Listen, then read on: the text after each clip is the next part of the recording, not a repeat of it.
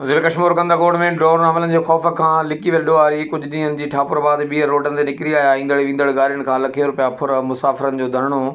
फुर थियल सामान फौरी तौर ते वापसि कराए ॾिनो वञे। मुसाफ़िरनि जूं साफ़ियुनि सां ॻाल्हियूं। धरणे सबबि ॿिन्ही तरफ़नि खां गाॾियूं वेझी वियूं। मुसाफ़िर सख़्तु परेशान हाल रहिया।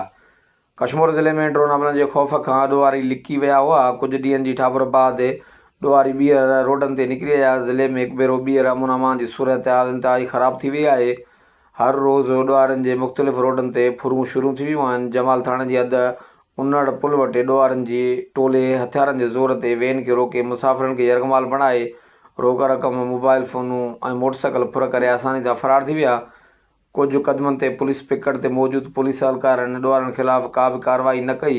होॾां फुरिजी वियल मुसाफ़िरनि जमाल थाणे जी हद पुलिस जी नाक़िस कारकर्दगी ते एहतिजाजी मुज़ाहिरो करे पुलिस ख़िलाफ़ सख़्तु नारेबाज़ी कई।